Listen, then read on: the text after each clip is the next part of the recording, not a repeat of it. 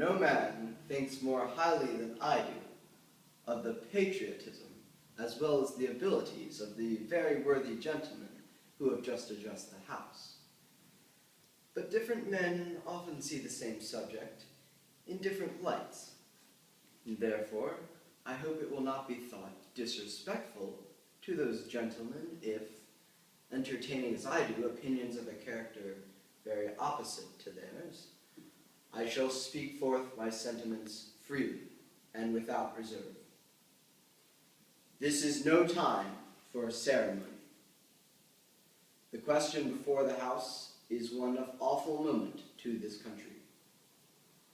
And for my own part, I consider it nothing less than a question of freedom or slavery, and in proportion to the magnitude of this subject, ought to be the freedom of the debate.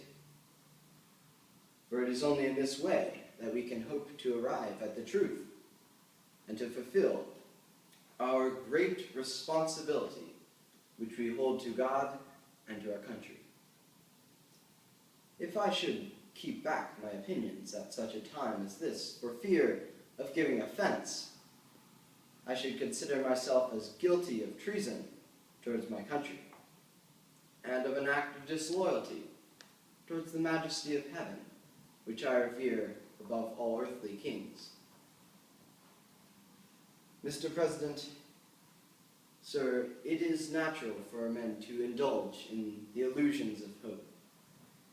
We are apt to shut our eyes against painful truth and listen to the song of that siren till she transforms us into beasts. But is this the part of wise men engaged in the great, arduous struggle for liberty? Are we to be of the number of those who, having eyes, see not, and having ears, hear not the things which so nearly concern our temporal salvation?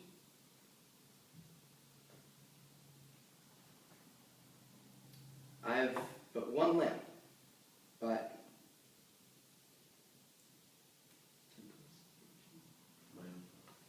for my own part, I am willing to know the truth, whatever anguish of spirit it costs, to know the whole truth, to know the worst, and to provide for it. I have but one lamp by which my feet are guided. That is the lamp of experience. I know of no way of judging the future but by the past, and by judging the past, I wish to know where in the conduct of the British ministry has been the justification for these hopes with which gentlemen have been pleased to solace themselves and this House. Is it that insidious smile with which our petitions have been received? Trust it not, sir. It shall prove a snare to your feet. Suffer yourselves not to be betrayed with a kiss. Ask yourselves how the gracious reception of our petitions comports with the warlike preparations which cover our waters and darken our land. Are fleets and armies necessary to the work of love and reconciliation? I ask you, sir, what means this martial array, if its purpose be not to force us into submission and slavery? These armies and navies are the last arguments to which kings will resort. Can gentlemen assign any other use for them? Has Great Britain an enemy in this quarter of the world, which calls for the accumulation of navies and armies? No, sir, she has none. They are meant for us. They are meant for no other. What have we to oppose them? Shall we try argument?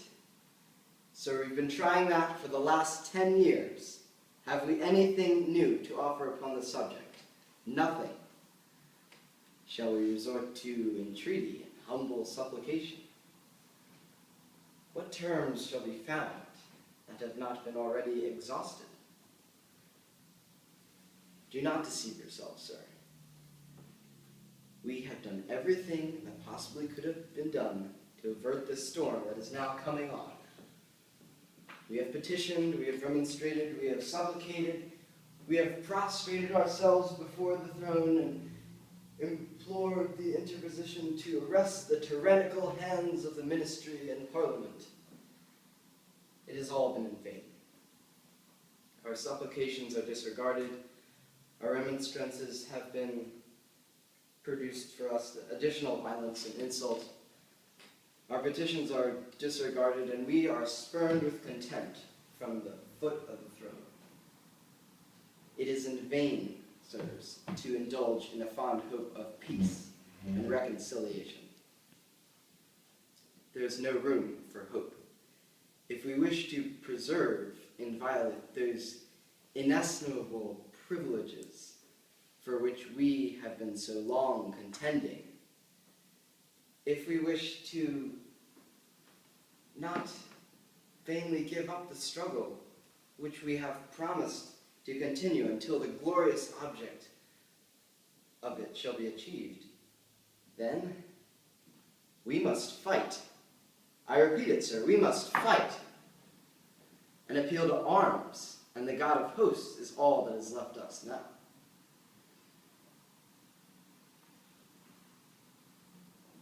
They tell us, sir, that we are weak, unable to cope with so formidable an adversary.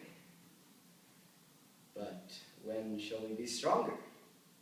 Will it be the next week or the next year? Will it be when we are totally disarmed and the British Guard is stationed around every house? Shall we gather our strength by irresolution and inaction? Shall we acquire the means of effectual resistance by lying supinely on our backs and just hugging the delusive phantom of hope until our enemies bind us hand and foot?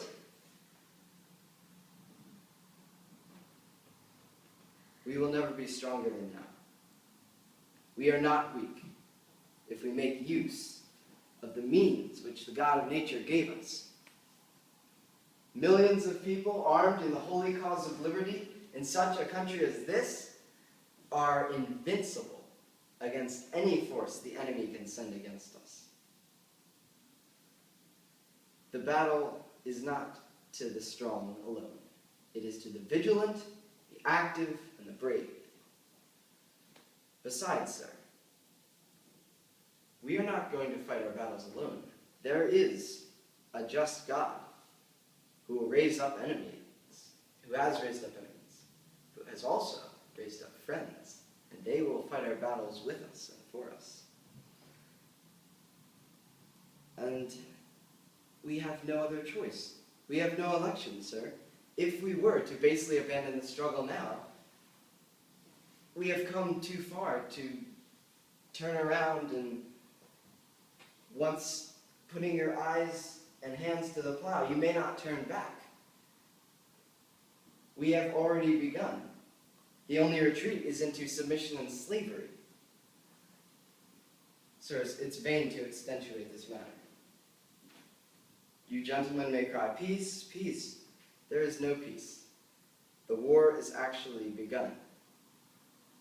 The clanking of our chains may be heard in the plains of Boston. They are prepared for us. These armies are to rivet them upon us. Our brethren in Boston have already taken to the field. Why stand we here idle? What would gentlemen have? What do you wish? Is life so sweet and peace so dear to you all that you would buy it at the price of chains and slavery? Forbid it, Almighty God. I know not what course others may take, but as for me, give me liberty or give me death. Thank you.